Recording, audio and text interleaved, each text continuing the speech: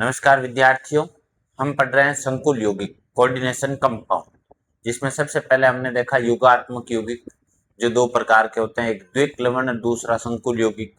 द्विक लवण किसे कहते हैं, संकुल यौगिक किसे कहते हैं, किस प्रकार के होते हैं, उनका अध्ययन किया। फिर उसके बाद में देखा था संकुल यौगिकों के लिए वर्नर सिद्धांत, या जिसको आप ये भी कह सकते हो संकुल यौगिकों का संयोजकता सिद्धांत, जिसके लिए वर्नर को नोबेल पुरस्कार भी मिला। उसने दो तरह की संयोजकता बताई, एक प्राथमिक और एक द्वितीयक, और संकुल यौगिक के अणु सूत्र का निर्धारण किया प्रैक्टिकल के द्वारा। उन सब का अध्ययन हमने पिछली क्लास में किया। आपने अगर वो वीडियो नहीं देखा तो पीछे जाकर के आप उस वीडियो का अवलोकन कर सकते हो, अध्ययन कर सकते हो। आज की क्लास में हम पढ़ेंगे संकुल यौगिकों की शब्दावली। संकुल यौगिकों से संबंधित जो शब्दावलियां प्रयुक्त होती है, जो परिभाषाएं प्रयुक्त होती है, जो शब्द प्रयुक्त होते हैं, उनका अर्थ देखेंगे। तो उनके ही क्रम में हम सबसे पहले बात करते हैं नंबर 1 पर। वो हमने ले ली समन्वय सत्ता। समन्वय सत्ता, जिसको आप समन्वय सत्ता भी पढ़ सकते हो, और समन्वय सत्ता नहीं पढ़ो तो उसको पढ़ सकते हो समन्वय मंडल। दूसरे शब्दों में पढ़ो तो इसको पढ़ सकते हो उप सहसंयोजक सत्ता या उप सहसंयोजक मंडल। बात करें किसे कहते हैं, तो संकुल यौगिक का वह भाग जो आयताकार डब्बे में बंद होता है, जो वर्गाकार डब्बे में, जो गुरु कोष्ठक में बंद होता है, जिसमें केंद्रीय परमाणु लिगेंड उप सहसंयोजक बंध द्वारा जुड़े होते हैं, उसे कहा जाता है समन्वय सत्ता। अगर हम इसको परिभाषित करें तो हम ये कह सकते हैं कि संकुल यौगिक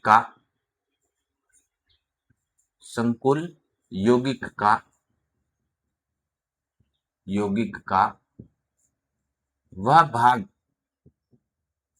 जो संकुल यौगिक का वह भाग जो गुरु कोष्ठक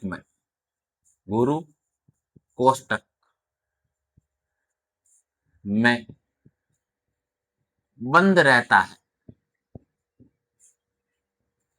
तथा जिसमें धातु आई व लिगेंड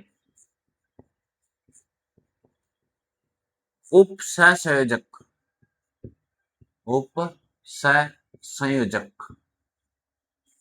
बंध से संयोजित रहता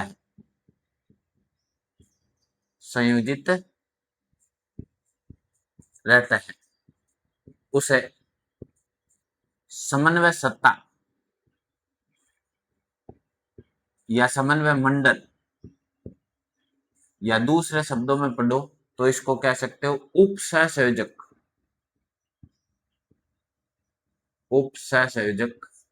सत्ता या उप सहसंयोजक मंडल कहते हैं। ये तो उप सहसंयोजक मंडल की हो गई परिभाषा। अगर हम इसके लिए एक एग्जाम्पल लें तो हम इस प्रकार का एग्जाम्पल ले सकते हैं। कोई हमने उदाहरण लिया, ये एग्जाम्पल लिया K4FeCN6। तो अगर हम इसमें परिभाषित करें, इनके अर्थ को समझें, तो ये जो आयताकार डब्बा है, इस आयताकार डब्बे को क्या कहते हैं, समन्वय सत्ता या समन्वय मंडल कहते हैं।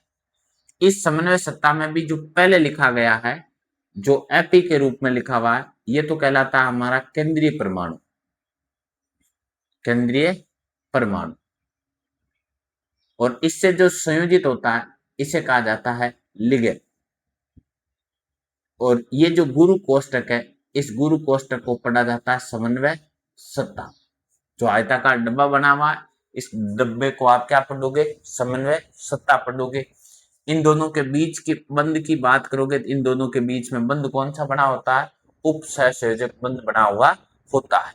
तो ये तो पहली परिभाषा हुई समन्वय सत्ता की। समन्वय सत्ता पढ़ो, चाहे समन्वय मंडल पढ़ो, चाहे उप सहसंयोजक सत्ता पढ़ो या उप सहसंयोजक मंडल पढ़ो।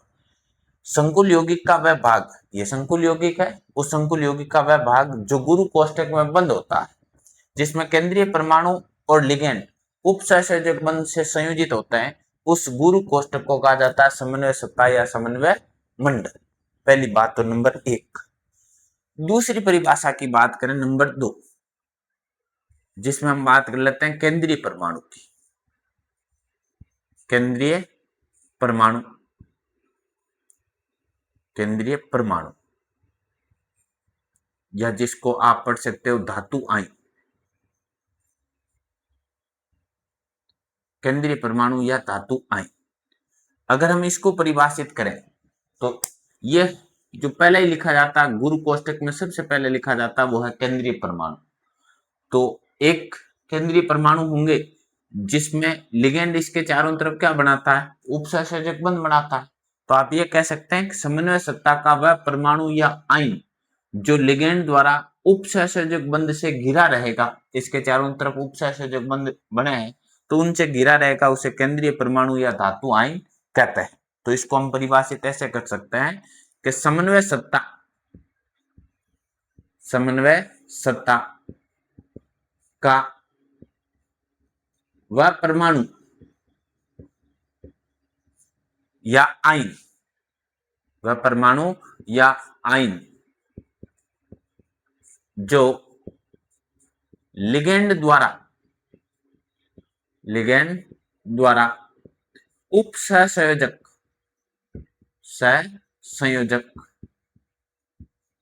लिगेंड द्वारा उपसहसंयोजक बंध से या बंधों से घिरा रहता है,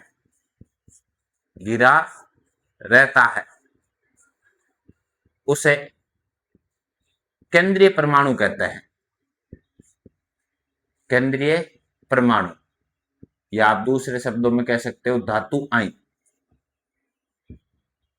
केंद्रीय परमाणु या धातु आयन कहते हैं। जो ऊपर एग्जाम्पल के तौर पर हमने देखा है कि इसमें जो आयरन है जो Cn से उपसहसंयोजक बंध से घिरा रहेगा, इसलिए इसको केंद्रीय परमाणु या धातु आयन कहेंगे। तो केंद्रीय परमाणु की परिभाषा हो गई कि समन्वय सत्ता का वह परमाणु या आयन जो लिगेंड द्वारा उपसहसंयोजक बंध से घिरा रहेगा, उसे केंद्रीय परमाणु या धातु आयन कहते हैं।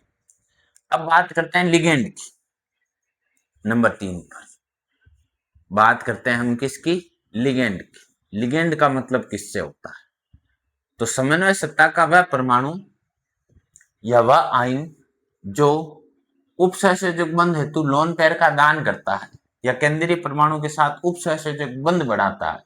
जो लोन पेयर का दान करेगा या दान करके उपसहसंयोजक बंध का निर्माण करेगा, उसे आप क्या पढ़ोगे, लिगेंड पढ़ोगे। तो हम ये कह सकते हैं समन्वय सत्ता का वह परमाणु या फिर आप पढ़ सकते हो अणु या फिर पढ़ सकते हो आयन, किसी भी रूप में हो सकता है। समन्वय सत्ता का वह परमाणु, अणु या आयन जो केंद्रीय परमाणु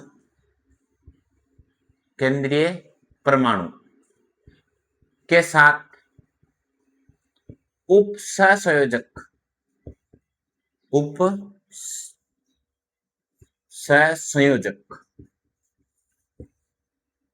उपसहसंयोजक बंध का निर्माण करता है, उसे लिगेंड कहते हैं। और ये लोन पेयर का दान करता है, इसलिए आप ये भी पढ़ सकते हो कि ये लुईस सार के रूप में प्रयुक्त होता है। इन दोनों को हम इस प्रकार से भी परिभाषित कर सकते हैं, जैसे आपने ले लिया केंद्रीय परमाणु, ये लिगेंड, तो केंद्रीय परमाणु लिगेंड दोनों समन्वय सत्ता में बंद रहेंगे और इनके बीच में क्या बनेगा, उपसहसंयोजक बंध बनेगा। ये तो है केंद्रीय परमाणु और ये है लिगेंड, और ये आयताकार डब्बे में बंद है, इसलिए इस डब्बे को कहा जाता है समन्वय सत्ता या समन्वय मंडल। अब इसके बाद अगली परिभाषा बात करें हम लिगेंड में। लिगेंड में इनके लोन पेयर की संख्या के आधार पर, दाता परमाणु की संख्या के आधार पर ये अलग अलग प्रकार के होते हैं। इस लिगेंड में ही हम कहते हैं कि अगर वो लिगेंड है एक दंतुक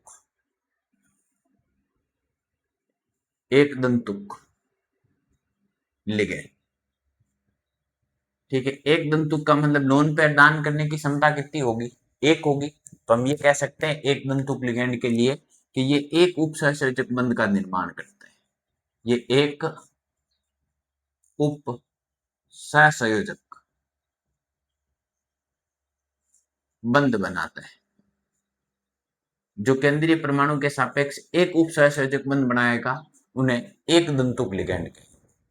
इनके हम अगर एग्जाम्पल की बात करें, उदाहरण की बात करें, तो उदाहरण के तौर पर पढ़ सकते हो H2O, CO, NH3, C5, H5N।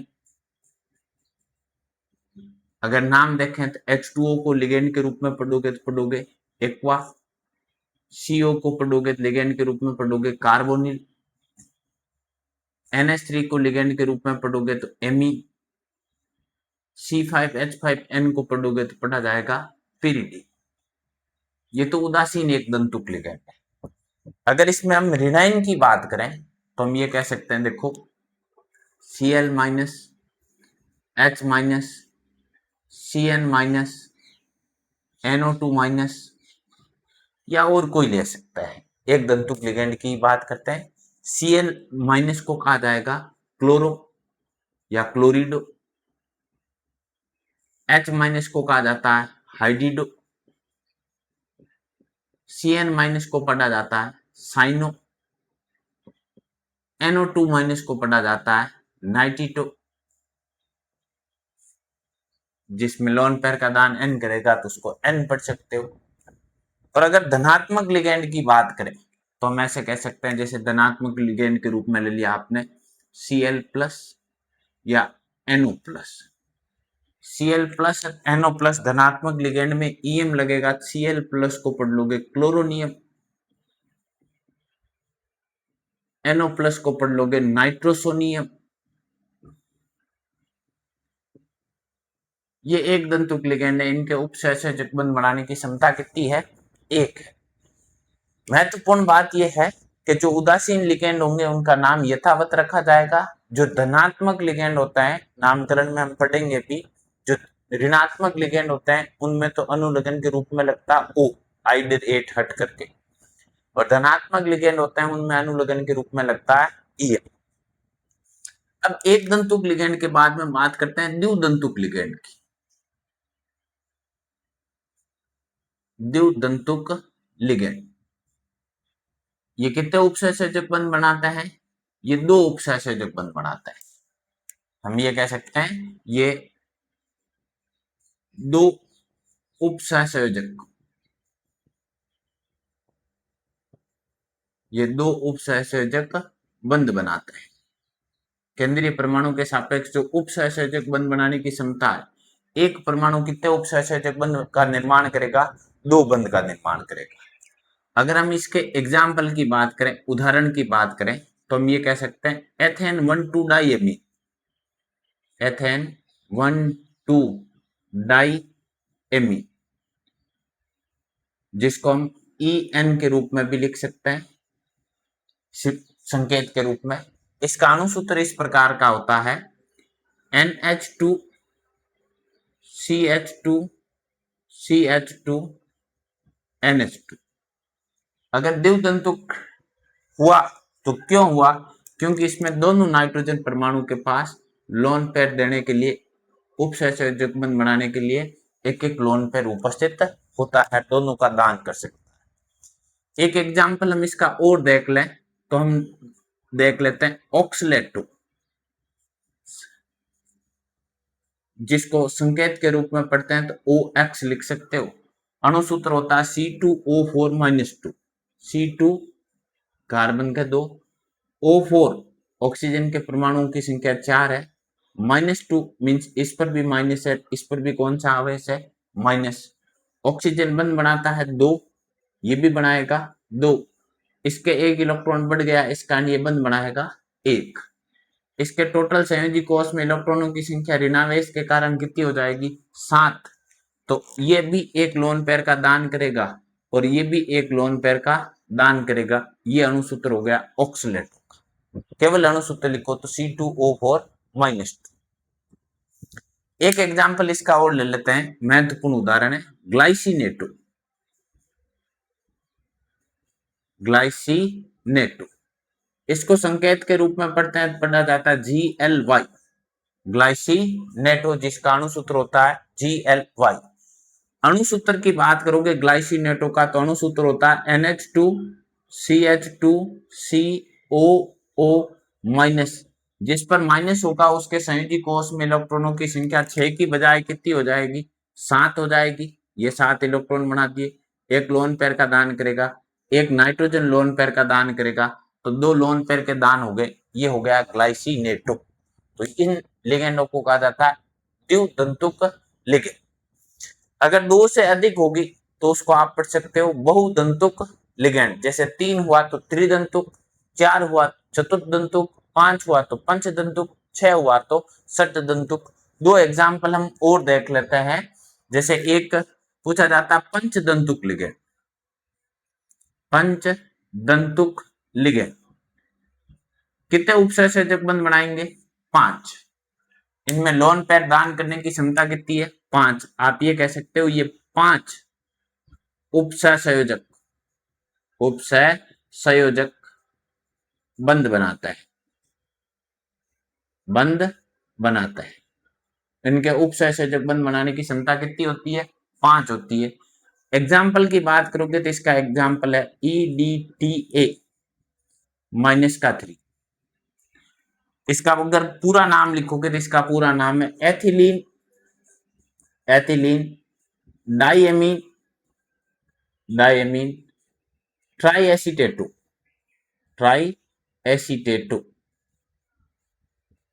Ethylene का एक अणु है, इमीन के अणुओं की संख्या 2 है, एसीटेटो के अणुओं की संख्या 3।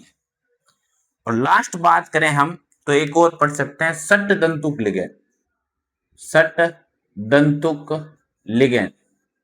नाम से स्पष्ट है, षटदंतुक लिगेंड का मतलब कितने उपसहसंयोजक बंध बनाएगा, 6 उपसहसंयोजक बंध बनाएगा। तो ये 6 लोन पेयर का दान करता है, ये 6 लोन पेयर का दान करता है, ये 6 उपसहसंयोजक बंध बनाता है केंद्रीय परमाणु के सापेक्ष। इसको पढ़ोगे तो इसको पढ़ सकते हो EDTA -4।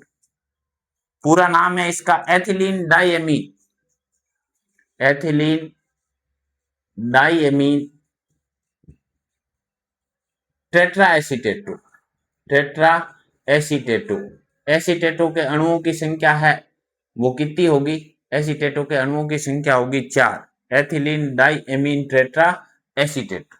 एथिलीन का मतलब किससे होता है, CH2 single bond CH2। Diamine मतलब इससे भी नाइट्रोजन जुड़ा हुआ है, इससे भी नाइट्रोजन जुड़ा हुआ है। फिर इससे एसीटेटो के समूह की संख्या कितनी है, 2, और इससे भी कितनी जुड़ी हुई है, 2। तो 2 एसीटेटो के समूह जुड़ेंगे तो आप ऐसे पढ़ सकते हो CH2COO, और इस पर आवेश कौन सा, ऋणावेश। CH2COO आवेश कौन सा, ऋणावेश। CH2COO आवेश कौन सा, ऋणावेश। CH2COO आवेश कौन सा, ऋणावेश। जिस ऑक्सीजन पर भी ऋणावेश है उस पर संयोजी कोष में इलेक्ट्रॉनों की संख्या 6 की बजाय कितनी प्रयुक्त होगी, 7 प्रयुक्त होगी। ये आपने 7 इलेक्ट्रॉन बना लिए, उन 7 में से एक ये लोन पेयर का दान करेगा, ये भी दान करेगा, ये भी दान करेगा, ये भी दान करेगा। 4 तो ऑक्सीजन के परमाणु हो गए और 2 नाइट्रोजन के परमाणु हो गए। टोटल कितने परमाणु हो गए, 6। इसलिए इसको कौन सा लिगेंड पड़ता है, षटदंतुक लिगेंड। एक बार दोबारा देखो, हम बात करते हैं कुछ शब्दावली की। सबसे पहली है समन्वय सत्ता। तो संकुल यौगिक का वह भाग जो आयताकार डब्बे में बंद होता है, जिसमें केंद्रीय परमाणु लिगेंड उपसहसंयोजक बंध से जुड़ा रहता है। दूसरी बात केंद्रीय परमाणु, तो समन्वय सत्ता का वह परमाणु जो लिगेंड द्वारा उपसहसंयोजक बंध से घिरा रहता है उसे केंद्रीय परमाणु या धातु आयन कहते हैं। अगली बात लिगेंड की, तो समन्वय सत्ता का वह परमाणु, अणु या आयन जो केंद्रीय परमाणु के साथ उपसहसंयोजक बंध बनाता है, जो केंद्रीय परमाणु को लोन पेयर का दान करता है, जो लुईस क्षार के रूप में प्रयुक्त होता है, उसे लिगेंड कहते हैं। अब उसमें लिगेंड में उपसहसंयोजक बंध बनाने की क्षमता कितनी है, एक परमाणु, एक आयन, एक अणु कितने लोन पेयर का दान करता है, उसके आधार पर उसको आप अलग अलग प्रकार से पढ़ सकते हो। एक का दान करेगा एक दंतुक लिगेंड, 2 का दान करेगा द्विदंतुक लिगेंड, 3 का दान करेगा त्रिदंतुक लिगेंड, 4 लोन पेयर बनाएगा चतुर्दंतुक लिगेंड, 5 लोन बनाएगा 5 उपसहसंयोजक बंध बनाएगा, 5 लोन पेयर का दान करेगा पंचदंतुक लिगेंड और 6 लोन पेयर का दान करेगा तो षटदंतुक लिगेंड कहेंगे।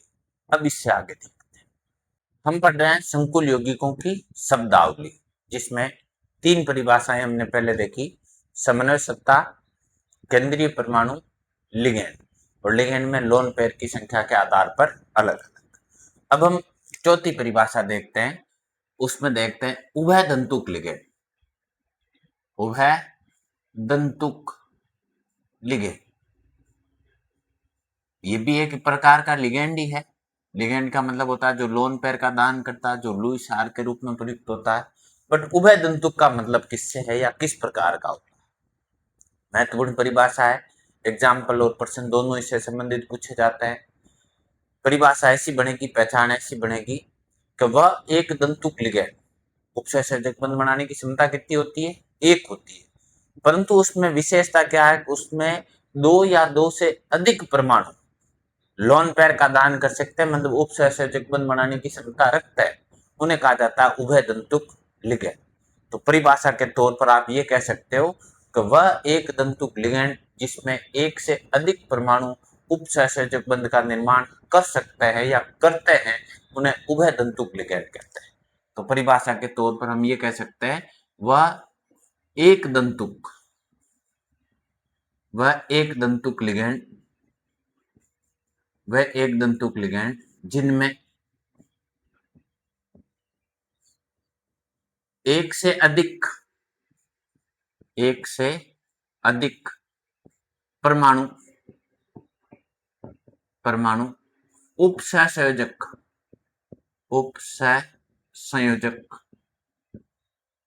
बंध का निर्माण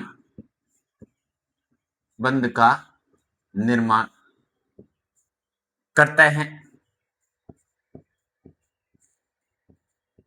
उन्हें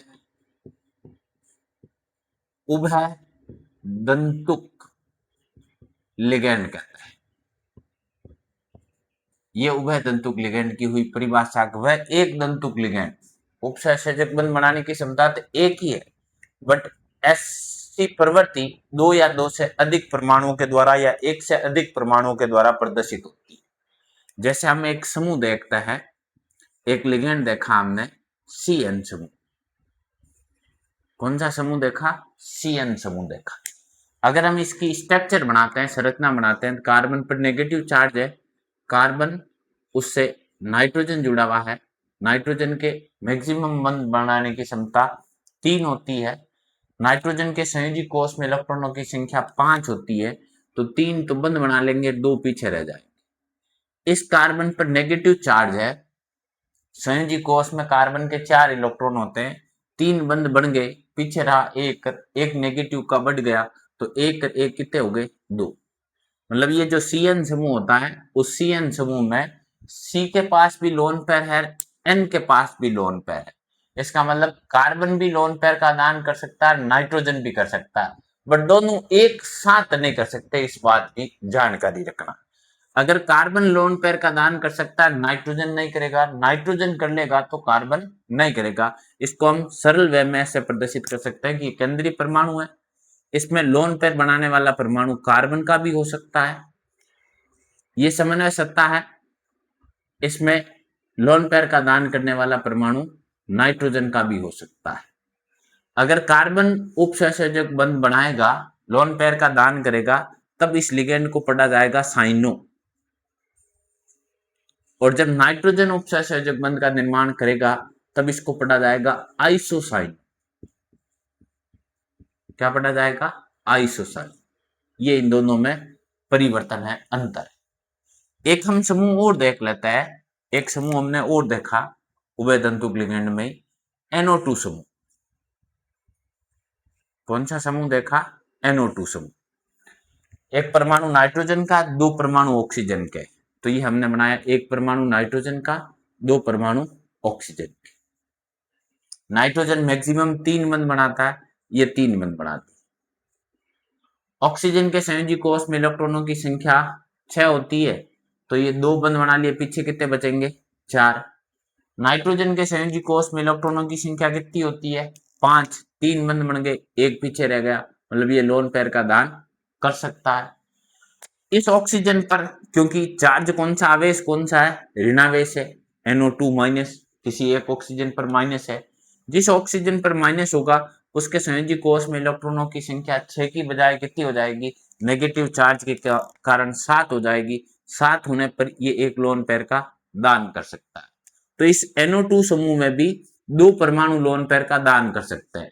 नाइट्रोजन भी कर सकता है, ऑक्सीजन भी कर सकता है, पर दोनों में से कोई एक करेगा, दोनों नहीं कर सकता। मतलब लिगेंड की प्रकृति कैसी है, एक दंतुक लिगेंड। अगर नाइट्रोजन लोन पेयर का दान करेगा तब इसको ऐसे पढ़ोगे, ये केंद्रीय परमाणु है और समन्वय सत्ता में NO2 लिगेंड है, तो ये NO2 लिखा जाएगा जब लोन पेयर का दान नाइट्रोजन करेगा। और अगर उपसंयोजक बंध नाइट्रोजन नहीं बना करके ऑक्सीजन बनाता है केंद्रीय परमाणु के साथ, तब इसको इस प्रकार से प्रदर्शित किया जाएगा ONO के रूप। किसके रूप में प्रदर्शित किया जाएगा, ONO के रूप में। नाइट्रोजन उपसंयोजक बंध का निर्माण करेगा तब तो इसको पढ़ा जाएगा नाइट्रो, क्या पढ़ा जाएगा इसको, नाइट्रीटो, नाइट्रीटो N, क्या पढ़ा जाएगा, नाइट्रीटो N। और अगर ऑक्सीजन लोन पेयर का दान करता है तब इसको पढ़ा जाएगा नाइट्रीटो O। कहने का मतलब ये है कि यहाँ पर उपसंयोजक बंध बनाने वाला परमाणु कौन सा है, ऑक्सीजन, और यहाँ पर उपसंयोजक बंध बनाने वाला परमाणु कौन सा है, नाइट्रोजन। ये हुआ आपका उभय दंतुक लिगेंड। अगली परिभाषा देखें हम, तो उभय दंतुक लिगेंड के बाद में हम कह सकते हैं chelate ligand. Chelate ligand, chelate ligand में क्या होता है कि केंद्रीय, किलेट का मतलब होता है वलय से, केंद्रीय परमाणु के चारों ओर एक रिंग बन जाती है, गोला बन जाता है, वलय बन जाता है।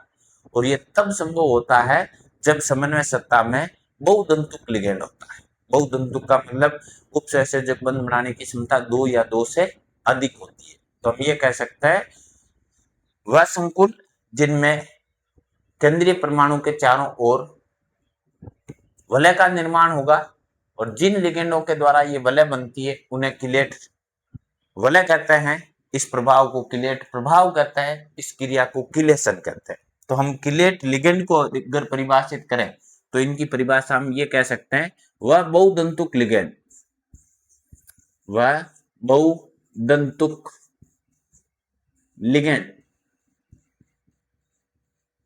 जो केंद्रीय परमाणु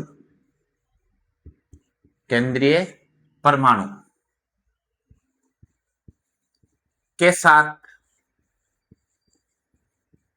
वलय का निर्माण करते हैं, के साथ वलय का निर्माण करता है, या आप ऐसे भी पढ़ सकते हो केंद्रीय परमाणु के चारों ओर वलय का निर्माण करते हैं, वलय का निर्माण करते हैं, उन्हें किलेट लिगेंड कहते हैं,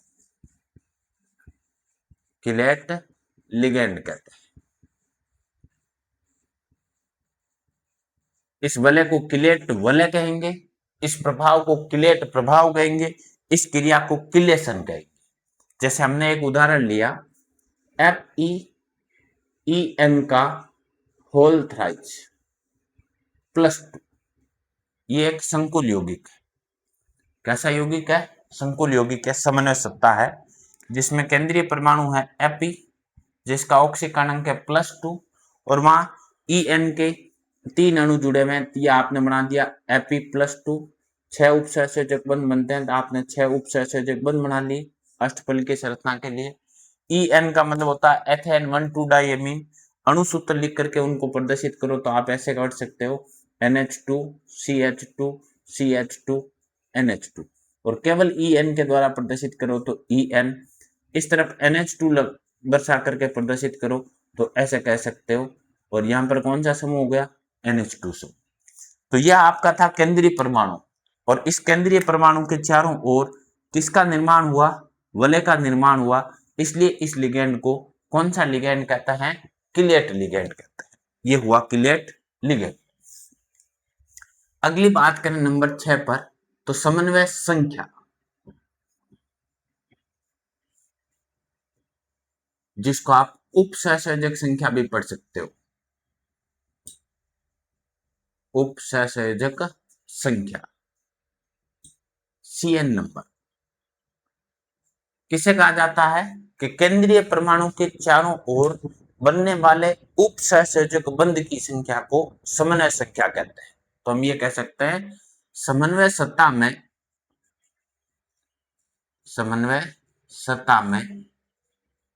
केंद्रीय परमाणु के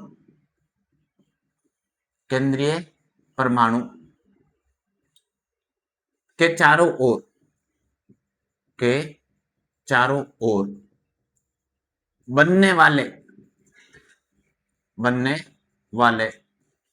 उपसहसंयोजक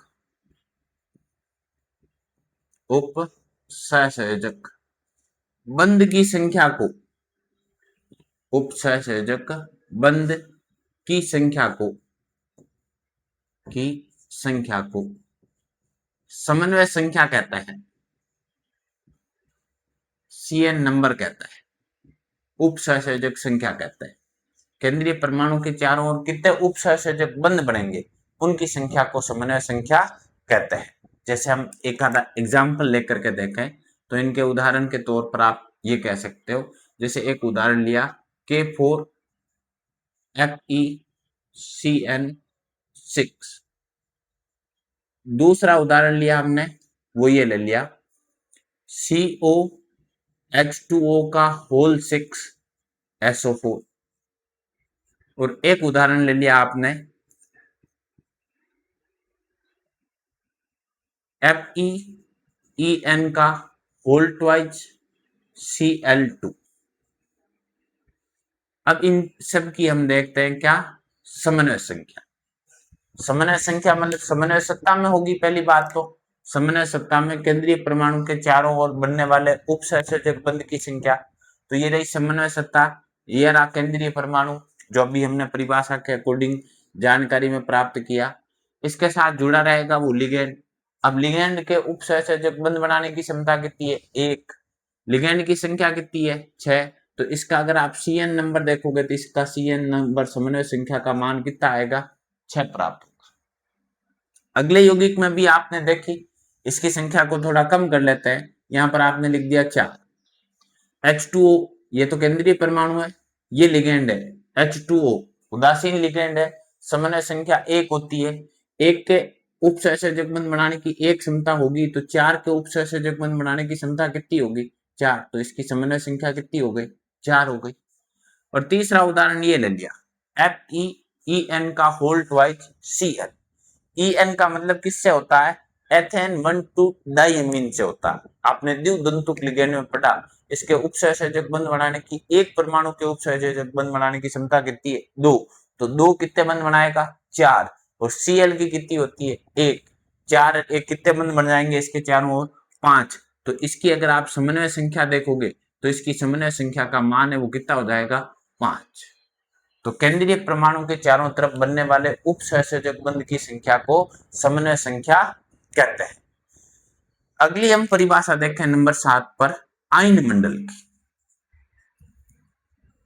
आयनन मंडल या आयन मंडल किसे कहते हैं कि समन्वय उपसहसंयोजक यौगिक या संकुल यौगिक में समन्वय सत्ता से पूर्व या समन्वय सत्ता के पश्चात जो मंडल उपस्थित होता है उसे आयन मंडल कहते हैं।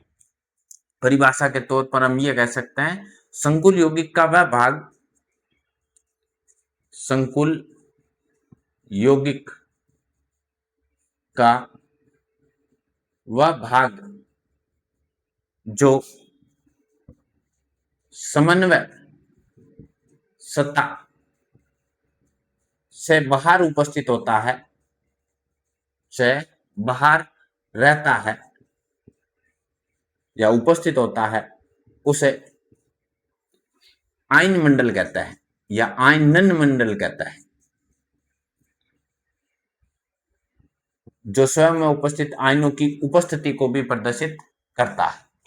जैसे हम इसके 2 उदाहरण लिखें तो ये 2 उदाहरण लिख दिया आपने। एक उदाहरण तो ले लिया K3FeOX का होल थ्राइस। एक उदाहरण ले लिया आपने NiCN का होल 4 और CN की बजाय NH3 का लिखते हैं, NH3 का होल 4 SO4।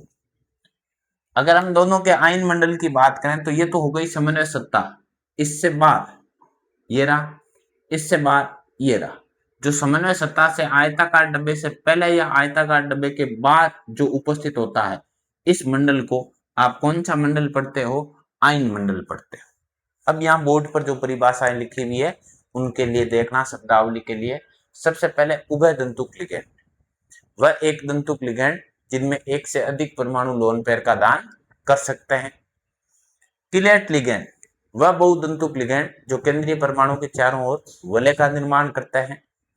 समन्वय संख्या, समन्वय सत्ता में केंद्रीय परमाणु के चारों ओर बनने वाले उपसंयोजक बंध की संख्या। आयनन मंडल, समन्वय सत्ता के बाद इन समन्वय सत्ता से आयताकार डब्बे से गुरु कोष्ठक से पहले या गुरु कोष्ठक के पश्चात जो मंडल उपस्थित होता है, जैसे ये आयताकार डब्बा इससे पहले, ये आयताकार डब्बा इसके बाद, ये जो मंडल है उस मंडल को कहा जाता है आयनन मंडल, जो स्वयं में उपस्थित आयनों की उपस्थिति को भी प्रदर्शित करेगा।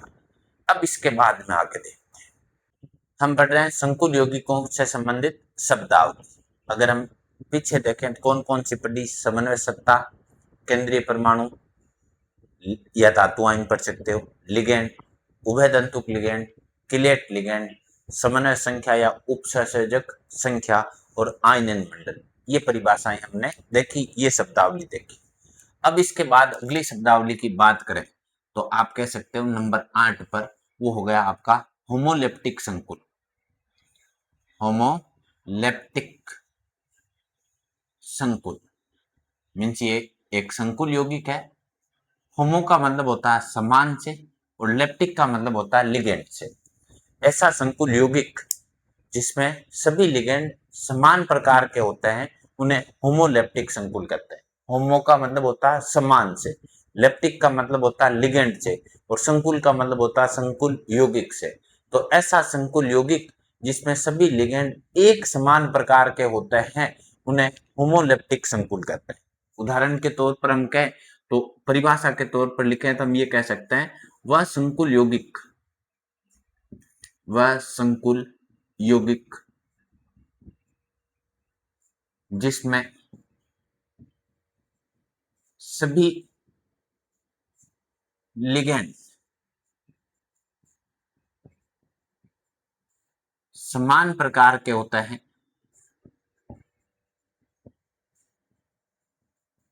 वह संकुल यौगिक जिसमें सभी लिगेंड समान प्रकार के होते हैं उसे होमोलेप्टिक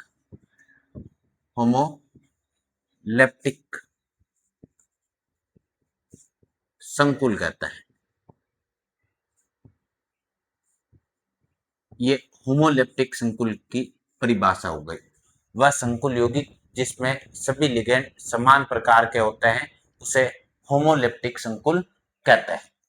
उदाहरण के तौर पर हम देखें तो ये कह सकते हैं FeH2O का होल 6 SO4।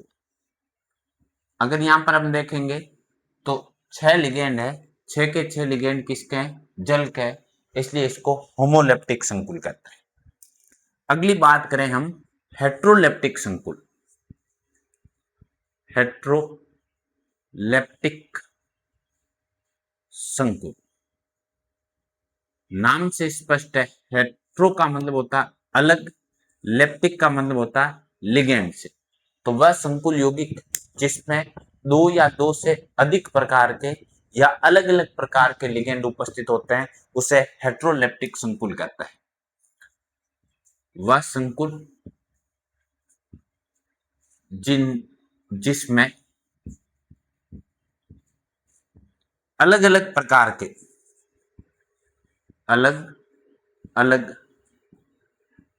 के या आप ये कह सकते हो दो या दो से अधिक प्रकार के अलग अलग प्रकार के लिगेंड उपस्थित होते हैं, लिगेंड उपस्थित होते हैं उसे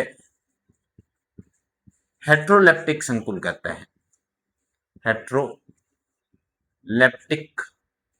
संकुल कहते हैं। ये हेट्रोलेप्टिक संकुल की परिभाषा होगी।